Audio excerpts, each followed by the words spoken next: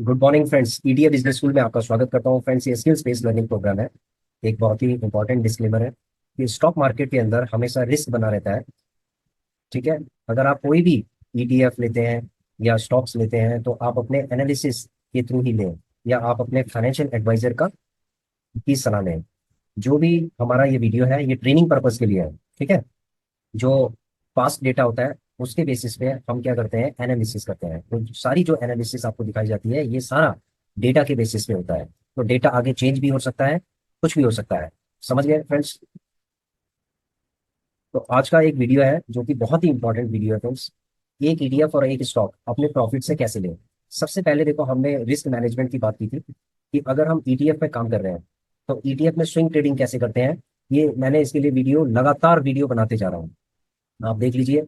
इससे पहले हमने जो वीडियोस बनाई हैं, ठीक है, उसमें हमने स्विंग ट्रेडिंग को हमने बताया है कि किस तरीके से आप स्विंग ट्रेडिंग करके छोटा छोटा जो फंड्स है, छोटे छोटे जो प्रॉफिट है, उसको एक्युमुलेट करना सीखिए।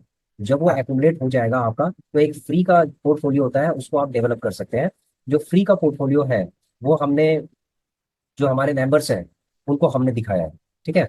और उनको हम दिखाते रहेंगे, क्योंकि जो स्टॉक्स होते हैं उनको पब्लिकली हम इसको वायरल नहीं कर सकते। ठीक है। अपना जो स्टॉक्स का होता है, क्योंकि स्टॉक्स में बहुत रिस्क होता है फ्रेंड्स। ईटीएफ के अंदर रिस्क नहीं है। ईटीएफ का जो पोर्टफोलियो है, जो स्विंग ट्रेडिंग का है, वो हम दिखाते रहते हैं, अभी भी दिखाएंगे आपको। और किस तरीके से हमने इसके अंदर जो भी हमारा लास्ट फाइनेंशियल ईयर्स का जो भी पीएनएल होगा वो भी हम आपको दिखाएंगे। समझ गए फ्रेंड्स? तो जो पीएनएल हम आपको दिखाएंगे उसमें आपको ऑटोमेटिकली समझ में आ जाएगा, अल्टीमेटली समझ में आ जाएगा कि हाँ, पैसा ईटीएफ के अंदर बनता है। और उसके बाद इस पैसे को हम कहाँ पर इन्वेस्ट करें। देखो, होता क्या है, जनरली हम ब्लू चिप स्टॉक्स को लेते हैं। ठीक है। हम ब्लू चिप स्टॉक्स को प्रेफर करते हैं कि भाई ब्लू चिप स्टॉक्स हमें लेने चाहिए, बिल्कुल अच्छी बात है। उसके बाद हमें ईटीएफ भी लेने चाहिए। जो भी अच्छे ईटीएफ हैं, जो बेस्ट ईटीएफ्स हैं, उनको भी हमें लेना चाहिए। तो उनका फंडामेंटल्स, सारी चीजों की एनालिसिस हमने ऑलरेडी कर रखी है। ठीक है फ्रेंड्स, कि जो 15 कौन कौन से ईटीएफ है, पहले हमने 38 ईटीएफ के ऊपर किया था, फिर 15 ईटीएफ के ऊपर किया है। तो वो ईटीएफ के ऊपर, उन ईटीएफ के ऊपर हमने ऑलरेडी वीडियोस बना रखी है। ठीक है। और जहां तक बात रही स्टॉक्स की, तो स्टॉक्स का जो एनालिसिस है, अगर कोई हमें ऐसा लगता है कि कोई बहुत ही अच्छा स्टॉक है, ठीक है, हो सकता है कि वो स्टॉक, उसका प्राइस कम हो, यानी कि बुक वैल्यू से उसका प्राइस कम हो, बुक वैल्यू से उसका प्राइस कम हो, और उसके बाद लगता है कि ये भविष्य में अच्छा निकल सकता है। तो उसके लिए भी जो मेंबर्स वाला जो ग्रुप है, यानी कि जो मेंबर्स वाला जो वीडियोस है, यानी ओनली फॉर मेंबर जो वीडियोस है, उन मेंबर्स के लिए जो ज्वाइन हो रखे हैं, उन मेंबर्स के लिए हम ये स्टॉक्स वाला वीडियो उन लोगों के लिए दिखाते हैं, क्योंकि publicly due to some restrictions we can not show you. Okay friends. लेकिन हम इस स्टॉक के बारे में आपको बताएंगे कि किस तरीके से इसने 8,000 रुपए से और 542 करोड़ रुपए किस तरीके से इसने बनाए। और शायद सभी लोग इसको मिस कर गए होंगे। ठीक है। 8,000 रुपए से 542 करोड़, तो फ्रेंड्स ये, आप इसके ऊपर विश्वास नहीं करेंगे। जब डेटा इसका आपको मैं दिखाऊंगा तो उसके बाद आपको समझ में आ जाएगा कि वास्तव में स्टॉक मार्केट के अंदर जो पेशेंस का गेम है ये, ठीक है, ये पेशेंस का गेम है। अगर किसी के अंदर पेशेंस है तो वही इंसान इसके अंदर जीत सकता है, नहीं तो हर कोई इसके अंदर नहीं टिक पाएगा स्टॉक मार्केट के अंदर। समझ गए फ्रेंड्स? तो सबसे पहले मैं ईटीएफ के बारे में चलता हूँ कि कौन सा ईटीएफ है जो बहुत ही धमाकेदार है, जिसका भविष्य हो सकता है। तो फ्रेंड्स, एक है मोर डिफेंस नाम का है ईटीएफ। ठीक है। इसका आगे भविष्य ये है कि ये गवर्नमेंट सेक्टर की इसके अंदर कंपनीज है, जैसे डीएल हो गया, एचएएल हो गया। मैक्सिमम गवर्नमेंट कंपनीज है, प्राइवेट भी है, लेकिन स्टेक्स जो है गवर्नमेंट का, होल्डिंग जो गवर्नमेंट की सबसे ज्यादा है इसके अंदर। तो हम देखो, आपने देखा होगा कि अभी ये जस्ट ये लॉन्च हुआ है। ठीक है। कुछ टाइम पहले, यानी अगस्त 2024 में ये लॉन्च हुआ है। और उसके बाद ये थोड़ा सा नीचे गया है। ठीक है। ये 56 रुपीज पे गया है। तो ये आपका समझ लो कि नेक्स्ट 20 ईयर्स का है। ये 20 ईयर्स का है। इसको थोड़ा थोड़ा करके अगर आप लेते हैं, जैसे आज ये इसका आरएसआई 22 पे चला गया, इसका मतलब है कि बहुत नीचे ये चला गया। ठीक है। तो अगर हम इसको थोड़ा थोड़ा करके एक्यूमुलेट करते हैं, थोड़ा थोड़ा करके, यानी कि 10-10 करके, 10 10 कितने के आएंगे। अगर मान लीजिए कि ये 90 रुपए के, सॉरी 83 रुपए के आसपास है, तो 10 कितने के, 800 समथिंग के आएंगे। तो हर महीने अगर हम थोड़ा थोड़ा करके इसमें एक्यूमुलेशन करते हैं, तो ये एक बहुत बड़ा कैपिटल क्रिएट कर सकता है फ्रेंड्स। समझ गए फ्रेंड्स? तो ये मोर डिफेंस जो है बहुत अच्छा है। और हमने इसको थोड़ा थोड़ा करके हम इसके अंदर एक्यूमुलेट कर रहे हैं। और ये समझ लो कि 20 साल के लिए आपको उसको, 20 साल के होराइजन के हिसाब से आपको इसके बारे में सोचना है। समझ गए फ्रेंड्स? कोई भी ईटीएफ है ना, अगर आप उसको लेना चाहते हैं तो समझ लो कि आप उसके अंदर वो वाला फंड डाल दीजिए जिसकी जरूरत आपको 20 साल तक ना हो। मैं कहता हूँ कि चाहे आप एक एक करके इसको ले लो। जैसे सपोज मान लीजिए 83 का है, तो 83 का अगर आपने इसमें लिया, देखो 83 का अगर आपने इसमें लिया एक एक, मतलब 83, 84 का आपने ले लिया, इस महीने आपने 100 रुपए का लिया, अगले महीने आपने 100 रुपए का लिया, तो 100 100 करके भी आप कर सकते हैं। ऐसा कोई हार्ड एंड फास्ट नहीं है कि आप सारा पैसा इसमें रखते हो। देखो इंटेलिजेंट इन्वेस्टर्स के अंदर भी कहा गया है कि डाइवर्सिफिकेशन को आपको फॉलो करना है। तो ऐसा नहीं कि सारा पैसा एक ही ईटीएफ या एक ही स्टॉक के अंदर डाल देना है। आपको पूरा डाइवर्सिफिकेशन के प्रिंसिपल को आपको फॉलो करना है। तो इसके अंदर भी अगर आप 100 100 रुपए करके भी अगर आप करते हैं तो कोई दिक्कत नहीं है। आप 20 साल के बाद आप देखेंगे कि भाई हमने जो कहा था ये बिल्कुल सत्य बात है। ठीक है फ्रेंड्स। बाकी आप अपने फाइनेंशियल एडवाइजर से जरूर बात कर लें कि भाई ये लेना है या नहीं लेना, ये आपके ऊपर निर्भर करता है। ठीक है, लेकिन हमने जो एनालिसिस करके बताया है फ्रेंड्स कि ये मोर डिफेंस डिफेंस सेक्टर हमारा बहुत मजबूत सेक्टर है। और आगे जो गवर्नमेंट की इन्वेस्टमेंट इसके अंदर होगी, और बहुत सारी ऐसी कंपनीज हैं जो डिफेंस सेक्टर में काम करेंगी। और हमारा जो डिफेंस के जो इक्विपमेंट्स हैं, जैसे डिफेंस के इक्विपमेंट्स हो गए, डिफेंस के अ, जो डिफेंस सेक्टर के जैसे मिसाइल्स हो गई हैं, ठीक है, रॉकेट्स हो गए, तो ये सब चीजें डेवलप होगी इंडिया के अंदर और हो भी रही हैं। समझ रहे हो? तो ये गवर्नमेंट का मेन फोकस है कि हमें अपने लिए तो सक्षम होना ही है, लेकिन हमें ये एक्सपोर्ट भी करना है। तो जब ये एक्सपोर्ट होगा तो ये जो कंपनीज है इनका टर्नओवर भी बढ़ेगा, इनका प्रॉफिट भी बढ़ेगा, इनका कैश फ्लो भी बढ़ेगा। तो ये जो मोर डिफेंस है ये अपने आप में एक बहुत ही जबरदस्त ईटीएफ है। समझ गए फ्रेंड्स? अगर आप 5 साल बाद भी इसका देखेंगे ना, तो 5 साल बाद भी अगर हम इसको प्रेडिक्ट करें, तो 5 साल बाद ये समझ लो कि ये 250 300 रुपए पे भी जा सकता है, यानी कि 5 टाइम्स ये हो सकता है। समझ गए फ्रेंड्स? अगर ये वीडियो आप 5 साल बाद देखेंगे ना, तो आपको समझ में आ जाएगा कि वास्तव में ये जो एनालिसिस हमने आज किया है, आज 2025 में किया, 2030 में जब आप इसको देखोगे ना, तो ये मिनिमम 5 टाइम्स आपका बढ़ सकता है। ठीक है, दैट इज ए प्रिडिक्शन। ठीक है फ्रेंड्स। तो अब चलते हैं हम जरा उस स्टॉक्स के बारे में समझते हैं। देखिए फ्रेंड्स, एक स्टॉक है जो आप कह लो कि 2010 में ये पेनी स्टॉक है, या आज भी कह लो पेनी स्टॉक है, मतलब छोटा अमाउंट है, यानी कि बुक वैल्यू से ज्यादा नहीं है इसकी कीमत, यानी ठीक है। अब हम चलते हैं नंबर ऑफ ईयर्स के हिसाब से इसके जो प्राइस है। 2010 में 8 रुपए का था, 2011 में 8.5 रुपए का था। तो ये आपके सामने थोड़ा बड़ा कर देता है उसको मैं। ये देखो, ठीक है, थोड़ा बड़ा हो गया। इसका नाम मैं अभी नहीं बता सकता, क्योंकि जो हमारा ईटीएफ का चैनल है इसके अंदर पब्लिकली नहीं बता सकता किसी भी स्टॉक का नाम। ठीक है, we can not promote the name of the stock कि आप ये ले लो, because we don't want to influence the people in this channel. ठीक है, इन दिस वीडियो। क्योंकि जो पब्लिक है, जो पब्लिक वीडियोस होती हैं उसके अंदर थोड़ी रेस्ट्रिक्शंस होती हैं, क्योंकि स्टॉक बहुत ही ज्यादा, ये समझ लो कि डेंजरस होता है, बहुत ही रिस्की होता है। ठीक है, अगर मान लीजिए कि कहा जाए कि भाई इसके अंदर आप सिर्फ 100 रुपये लगाना है, या 500 रुपये लगाना है, 1000 लगाना है, तो लोग इन्फ्लुएंस में आके 1 1 लाख रुपए लगा देते हैं। तो वो जो इन्फ्लुएंस होता है ना, उसकी वजह से लोगों को नुकसान होता है। और उसकी वजह से फिर जो चैनल होता है, ठीक है, उसकी क्रेडिबिलिटी पे फिर क्वेश्चन मार्क लगते हैं। तो इसीलिए हम इसको, इसका नाम पब्लिक में नहीं बताएंगे। जो मेंबर्स होंगे, जो ज्वाइन करेंगे मेंबर्स, हम पूरा उसको पूरी स्ट्रैटेजी बताएंगे इसकी आगे आने वाली, यानी कि अगले 15 साल की स्ट्रैटेजी, यानी 2025 से लेकर और 2000, ये समझ लो 40 तक की स्ट्रैटेजी हम इसमें बताएंगे कि किस तरीके से आपको इसके अंदर आगे काम करना है। ठीक है, तो सबसे पहले हम पुराना डेटा देख लेते हैं। तो पुराना डेटा अगर आप देख रहे होंगे ना इसके अंदर, तो ये समझ लो कि यहाँ पर तो बहुत ही जबरदस्त डराने वाला डेटा है। 2021 से लेकर 2022, 2021 से लेकर 2022 में ये समझ लो कि इसने तहलका मचा दिया था, भूचाल आ गया था इसके अंदर। क्योंकि अगर कोई 20 रुपए का स्टॉक अगर 2 रुपए पे चला जाए, तो इसका मतलब ये समझ लीजिए कि एक बहुत बड़ा तूफान आ गया है, बहुत बड़ी प्रॉब्लम क्रिएट हो गई है। बहुत लोग भाग जाएंगे इसमें से, इतनी बड़ी फ्लक्चुएशन को कोई भी झेल नहीं पाएगा। ठीक है, कि 20 रुपए का 10 गुना नीचे चला गया। समझ गए फ्रेंड्स? तो इसके अंदर जो हम आगे की जो स्ट्रैटेजी जो बताएंगे मेंबर्स को बताएंगे, उसके अंदर हम ये बताएंगे कि इस स्टॉक के अंदर काम कैसे करना है मेंबर्स को, और इसके अंदर कितना कितना क्वांटिटी हम एक्युमुलेट कर सकते हैं। ठीक है, ये सब चीजें हम बता सकते हैं, उसके अंदर कोई दिक्कत नहीं है, क्योंकि वो भी एक ट्रेनिंग प्रोग्राम है। तो फ्रेंड्स, मैं ये कहना चाहता हूँ कि इसमें 2010 में 8 हमने सिर्फ 1000 नंबर्स लिए इसके अंदर, तो हमारा टोटल इन्वेस्टमेंट कितना हुआ? 8000 का हमारा इन्वेस्टमेंट हुआ, जिसके अंदर कोई भी हमें डिविडेंड नहीं मिला, डिविडेंड बिल्कुल जीरो जीरो था। ठीक है, उसके बाद हम पेशेंस के साथ हमने इसको, हम भूल गए इसको कि भाई ठीक है कोई बात नहीं, हम भूल गए। उसके बाद ये 8.5 रुपए का हो गया, तो 8,500 हो गया। उसके बाद 10 10 रुपए का हुआ 2012 में, तो ये 10,000 का हो गया। 2013 में 11 रुपए का हुआ, तो मतलब ये बढ़ रहा है रेट इसका। ठीक है, ये देखिए 2000। तो इसी तरीके से 2019 में ये 11 रुपए 70 पैसे का हुआ, तो 11,700 रुपये आपका कैपिटल हो गया। यानी कि आप ये समझ लो कि 9 साल में जाके आपका कैपिटल सिर्फ 3,700 रुपये के आसपास ही बढ़ा है। ठीक है, इतना कम कैपिटल बढ़ा है। 2020 में ये 16 रुपए पे चला गया, तो एकदम से बूस्ट हुआ, 16 रुपए पे चला गया। मार्केट डिमांड बढ़ गई, इन्होंने एक्सपोर्ट करना स्टार्ट कर दिया अपने प्रोडक्ट का। ठीक है, जो प्रोमोटर्स थे उन्होंने डिविडेंड लेने का सोच लिया कि भाई हमें डिविडेंड लेना चाहिए, अच्छा डिविडेंड लेना चाहिए। ठीक है, तो 16,000 रुपये। ठीक है, कोई डिविडेंड नहीं इसमें भी। उसके बाद 2021 में, 2020 में जब कोरोना का टाइम था तो भी ये नहीं गिरा इतना। उसके बाद 2021 में ये फिर बढ़ा, 19 रुपये 50 पैसे का हो गया।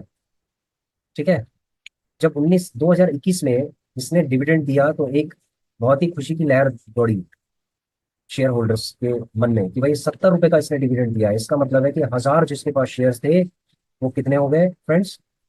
एक एक शेयर का 70 रुपए इसने दिया है, तो 1,000 हो गए जिसके पास, तो 70,000 शेयर्स डिविडेंड 70,000 है। यानी कि 19,500 अगर हमारा कैपिटल है तो 70,000 इसने डिविडेंड दे दिया है। समझ गए, तो आप समझ सकते हैं कि कितना अमाउंट हो गया, ये तो टोटल हो गया 89,500।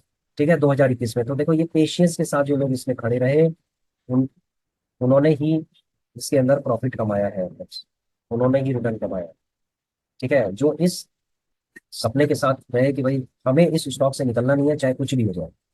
कुछ लोग निकल भी गए होंगे, हो सकता है कि 70% निकल गए होंगे, 80% निकल गए होंगे कि भाई ऐसा है कि इसने 70 रुपए का अगर डिविडेंड दे दिया तो 70,000 रुपये उनके अकाउंट में आए, तो हो सकता है कि उन्होंने री इन्वेस्ट नहीं किया। तो मैं ये समझता हूँ कि अगर किसी ने री इन्वेस्ट किया होगा तो मतलब एक एजम्पशन है कि किया होगा अगर किसी ने, और वो पेशेंस के साथ खड़ा रहा होगा इस स्टॉक के साथ, तो उसने कितना कैपिटल जनरेट कर दिया होगा। तो देखिए फ्रेंड्स, जो 70,000 रुपये जो उसको मिले, उसके अकाउंट में आए, तो उससे उसने क्या किया, डिविडेंड लिया। ठीक है, डिविडेंड लेने के बाद उसने उसको शेयर्स में कन्वर्ट किया, तो कितने शेयर उसको मिले, 3590 के आसपास शेयर्स मिले उसको, 3500। यानी कि 1,000 शेयर तो उसके पास है, तो 3590 के आसपास मिले, तो कितना हो गया, 4590 शेयर्स उसके पास हो गया। टोटल शेयर्स कितने हो गए उसके पास, 4590 के आसपास हो गए, यानी कि 4,589.7, मतलब 5,000 4,580। मैं इसको राउंड फिगर में कर लेता हूँ ताकि इसको भी मैं राउंड फिगर में कर लेता हूँ, इसको भी राउंड फिगर में कर लेता हूँ। ये नंबर है इसलिए राउंड फिगर में कर लेता हूँ। ठीक है, तो 4,590 हो गए, तो 4,590। उसके बाद एक बहुत बड़ी प्रॉब्लम आई, जो 20 रुपए का शेयर था वो 2 रुपए का हो गया, और जो शेयर होल्डर्स थे वो सब भाग गए होंगे। जितने भी थे वो सब भागना स्टार्ट कर दिए, क्यों, क्योंकि उनका जो कैपिटल था वो सारा कैपिटल साफ हो गया। ठीक है, उनका कैपिटल बिल्कुल साफ हो गया। जो 89,500 रुपीज थे वो सिर्फ 9,000 रुपये रह गए। यानी कि जो 90,000 रुपये थे वो सिर्फ 9,000 रुपये रह गए। तो इसका मतलब कितना बड़ा भूचाल इस स्टॉक के अंदर आया। अब आप इसका पॉजिटिव इम्पैक्ट भी देखिए, जब ये 2 रुपए का हुआ तो उसके बाद इसने डिविडेंड दिया, 102 रुपए का डिविडेंड दिया, अनाउंसमेंट किया गया कि 102 रुपए का डिविडेंड दिया जाएगा। तो शेयर होल्डर्स को जो निकल गए वो निकल गए, और जो उसमें जो बने रहे उन्होंने 102 रुपए का डिविडेंड उनके अकाउंट में आया। तो इसका मतलब है कि 4,590 के हिसाब से, यानी 4,589.7 जो नंबर्स थे, उनको हमने 102 से अगर मल्टीप्लाई करेंगे तो यानी कि 4,68,000 रुपए का डिविडेंड आया।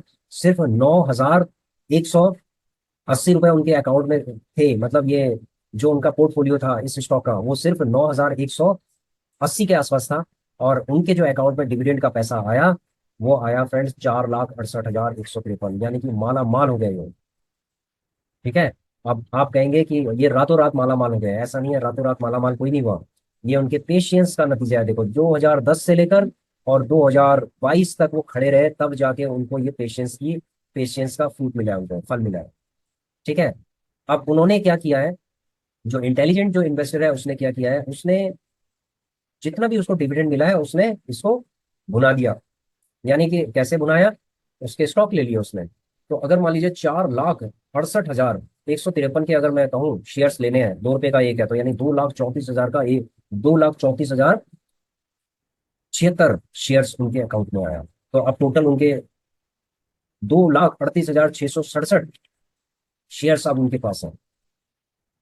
ठीक है, कितने हो गए? 2,38,667। अब देखो, जो पैसे पैसे के लिए जो मोहताज हो रहे थे, आज उनके पास कितने नंबर ऑफ शेयर्स हो गए? 2,38,667 फ्रेंड्स।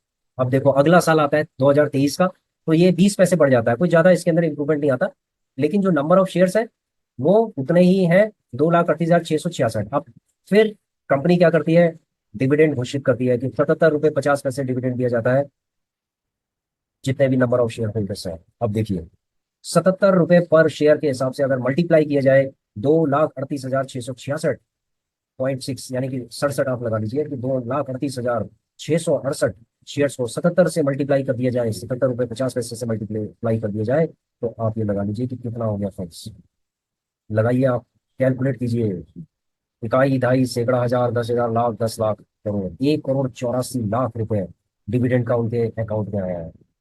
ठीक है, जिससे उन्होंने शेयर्स लिए, कितने शेयर लिए? अब आपको ये भी गिनवाता हूं मैं, इकाई, ढाई, सैकड़ा, हजार, 10,000, लाख, 10 लाख, यानी 84 लाख शेयर्स उन्होंने लिए हैं। ठीक है, अगर कोई पेशेंस के साथ, जो स्मॉल, जो इंटेलिजेंट इन्वेस्टर्स है, जो डिविडेंड उसने फैसला किया है कि मैं बेचूंगा नहीं, जो भी होगा मैं डिविडेंड के जो शेयर्स हैं, डिविडेंड का जो अमाउंट है उससे मैं री इन्वेस्ट करके शेयर्स ही लूंगा। तो अब आप लगा लीजिए कि कितने नंबर ऑफ शेयर्स हो गए उसके पास। तो फ्रेंड्स कितने हो गए? इकाई, ढाई, सैकड़ा, हजार, 10,000, लाख, 10 लाख, यानी कि 86,46,242 शेयर्स हो गए। तो अब चलते हैं अगले साल, क्योंकि ये सारे शेयर एकुमुलेट हो चुके हैं। अब ये 2 रुपए 2 पैसे से, 2 रुपए 20 पैसे से, ये 2024 में ये 6 रुपए का हो गया फ्रेंड्स। जब 6 रुपए का हुआ तो कंपनी ने घोषित किया कि पूरे शेयर होल्डर्स को 65 रुपए पर शेयर दिया जाता है। तो आपके पास, यानी उसके पास, जो इंटेलिजेंट इन्वेस्टर है उसके पास कितने शेयर्स थे? 46 लाख। अगर हम 46 लाख को मल्टीप्लाई करें 65 से, तो फ्रेंड्स गिनना मुश्किल हो रहा है। आप ये लगा लीजिए कि कितना अमाउंट उसको मिला, डिविडेंड अमाउंट आप देखेंगे। अब इसको मैं कैलकुलेट करता हूँ। इकाई, ढाई, सैकड़ा, हजार, 10,000, लाख, 10 लाख, करोड़, 10 करोड़, यानी कि 56 करोड़ रुपए उसके अकाउंट के अंदर आए हैं। उसके अकाउंट के अंदर आए हैं फ्रेंड्स। अभी मैंने टैक्सेशन का वो नहीं किया, मैंने सीधे सीधे मैंने कैलकुलेशन अभी की है, मैंने अभी टैक्सेशन का वो नहीं किया, क्योंकि टैक्सेशन में अभी उसने सेल नहीं किया है। हो सकता है कि इसके अंदर 10%, 20%, मान लीजिए 10% टू 15% हो सकता है टैक्स भी कटेगा, जो भी कुछ होगा, लेकिन मैंने अभी टैक्सेशन को एक तरफ किया है। हो सकता है जी अमाउंट कम होगा थोड़ा बहुत, मैं मानता हूँ, लेकिन मैं एक प्लेन कैलकुलेशन कर रहा है। ठीक है, तो 56 करोड़ रुपए उसके अकाउंट में आए, जिससे उसने दोबारा से स्टॉक्स, 6 रुपए का एक स्टॉक है तो उसने स्टॉक लेना स्टार्ट कर दिया, तो उसने स्टॉक में एकोमुलेट किया। तो कितने स्टॉक उसको मिले फ्रेंड्स? इकाई, ढाई, सैकड़ा, हजार, 10,000, लाख, 10 लाख, करोड़, 9,36,00,000 स्टॉक्स उसने ले लिए। ठीक है, अब 9 करोड़, उसके बाद हो गया 86 लाख, और ये 9,36,00,000, यानी 10,23,00,000 स्टॉक उसके पास हो गए। तो 10,23,00,000 जो स्टॉक्स उसके पास हो गए, और फिर 6 रुपए का 28 रुपए पे ये चला गया 2025 में फ्रेंड्स। ये 6 रुपए से सीधे 28 रुपए पे चला गया एक साल के अंदर। तो देखो कितना जबरदस्त, एक तो अप्रिशिएट हुआ, 6 रुपए से 28 रुपए में अप्रिशिएट हुआ, यानी कि स्टॉक की वैल्यू बढ़ी, प्राइस बढ़ा। दूसरा, डिविडेंड दिया गया, फिर दोबारा 25 रुपए का डिविडेंड दिया गया। समझ गए फ्रेंड्स? 25 रुपए का डिविडेंड दिया गया।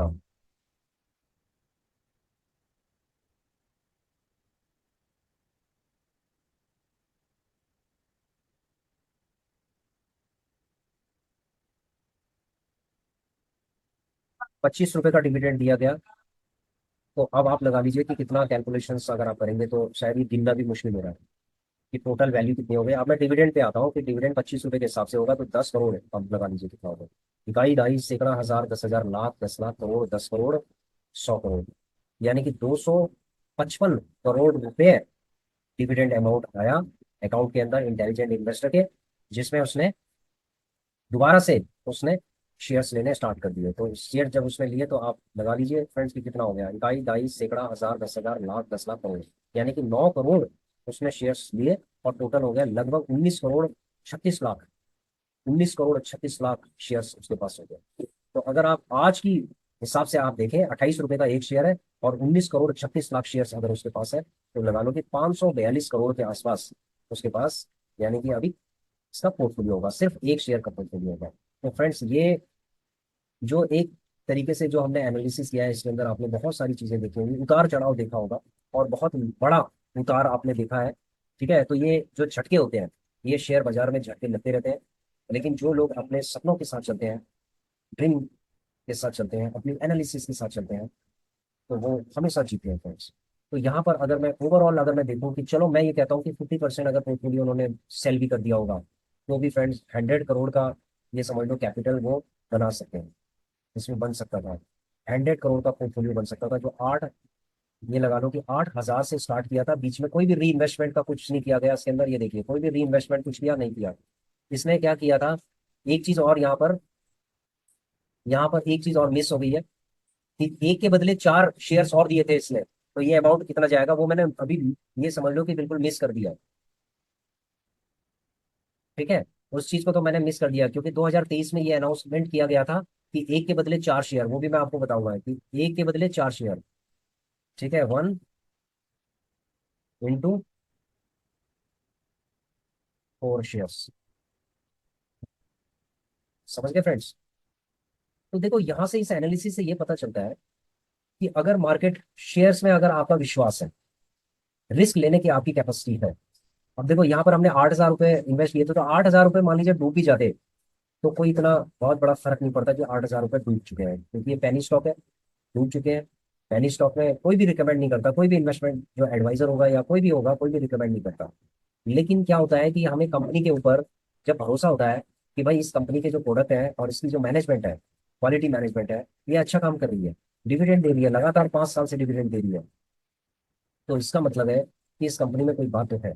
ठीक है, इसने एक के बदले चार शेयर भी दिए 2023 में, तो वो चीजें हमने अभी इसके अंदर ली नहीं, तो पता नहीं ये कितना हो जाता है, ये शायद डबल भी हो जाता है, 1,000 करोड़ के आसपास हो जाता है। अगर एक के बदले चार शेयर्स है ना, वो मैंने चलो टैक्सेशन में भी डाल दिया। ठीक है, इसका मैंने 50% जो है ना टैक्सेशन के अंदर भी डाल दिया, चलो, तो भी 500 करोड़ रुपए का 542 करोड़ रुपए बनते हैं। समझ गए फ्रेंड्स? अब इससे आगे की जो स्ट्रैटेजी क्या होगी इस स्टॉक के अंदर, ठीक है, वो हम सिर्फ मेंबर्स के लिए लेके आएंगे और हम खुद भी करेंगे इसके अंदर। और इसके अंदर करना कैसे है, जो आपका प्रॉफिट का पैसा होगा, समझ गए फ्रेंड्स, जो आपका प्रॉफिट का पैसा होगा वही हम इसके अंदर डालेंगे। इसके अंदर हम कोई भी ऐसा पैसा अपना कैपिटल नहीं डालेंगे। ये क्या कि हमने अपना कैपिटल इसके अंदर डाल दिया, जो प्रॉफिट का होगा, अगर मान लीजिए भविष्य में वो जीरो भी हो जाएगा तो कोई फर्क नहीं पड़ता। हम इस लेवल तक भी सोच रहे हैं कि आज अगर ये 28 रुपए का है ना, कल ये 2 रुपए का भी हो जाएगा, तो हमको कोई फर्क नहीं पड़ेगा, हम और एक्यूमुलेट कर सकते हैं इसमें। समझ गए फ्रेंड्स?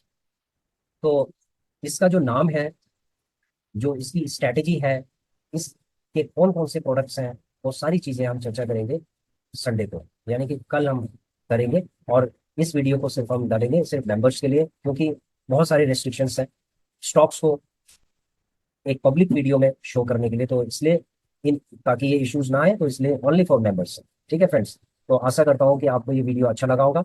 और यदि आप चाहते हैं कि ये जो स्टॉक है, ठीक है, इसकी पूरी स्ट्रैटेजी, क्योंकि फ्रेंड्स देखो, हमारे दो चैनल है, मैंने आपको बताया था कि हमारे दो डीमेट अकाउंट है, नॉट चैनल्स, दो डीमेट अकाउंट है। दोनों डीमेट अकाउंट के अंदर हम ईटीएफ की स्ट्रैटेजी करते हैं, ईटीएफ की पूरी स्ट्रैटेजी होती है। आइए चलते हैं हम इन चैनल्स में, देखो डीमेट अकाउंट में।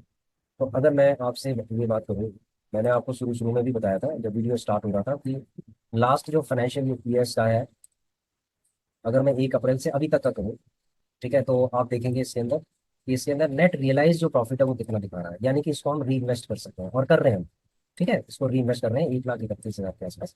और दूसरा जो है, अगर आप देखेंगे अपने रिपोर्ट्स में जाएंगे, वहाँ पर पीएनएल करेंगे और उसके बाद आप देखेंगे कस्टम करेंगे, उसके बाद आप लास्ट जो फाइनेंशियल ईयर्स है उससे लेकर अभी तक के आपका क्या इसके अंदर प्रॉफिट हुआ है, क्या आपका लॉस हुआ है, वो सारी चीजें इसके अंदर शो करती हैं। ये देखिए, ये 72,000 ये रियलाइज्ड है। समझ गए फ्रेंड्स? तो ये 1,30 और 72 कितना हो गया, मतलब दो से तो ऊपर ही हो गया। तो दो के आसपास जो हमने यहाँ पर एक पूरी स्ट्रैटेजी बनाई थी। ठीक है, ये स्ट्रैटेजी है जो हम आपको बताते रहते हैं, ये तो हमने आपको जो ईटीएफ है उसके अंदर भी बताइए कि देखो जीरोधा का सपोज ये है हमारे पास, ये हमारा लास्ट फाइनेंशियल ईयर का है, ठीक है, ये हमारा प्रॉफिट है लास्ट फाइनेंशियल का ईयर का, जिसके अंदर हमने जो इन्वेस्टेड किया है वो किया है 157 के आसपास, अप्रोक्सीमेटली 157 के आसपास हमने इन्वेस्टेड किया है, यानी कि 39,500 के आसपास रह गया है। और इस फाइनेंशियल ईयर में हमने अभी तक 1,05,390 किया, यानी कि टोटल अभी तक का हमारा है 2,76,890, जिसमें से हम इतना कर चुके हैं। और ये थोड़ा एक्सपेंसिस भी हमने किए हैं, तो इनको अगर हटा दिया जाए तो टोटल आपका जो बैलेंस बनता है, बैलेंस टू बी इन्वेस्टेड 1,19,890, यानी कि ये फंड अभी हमारे पास पड़ा हुआ है।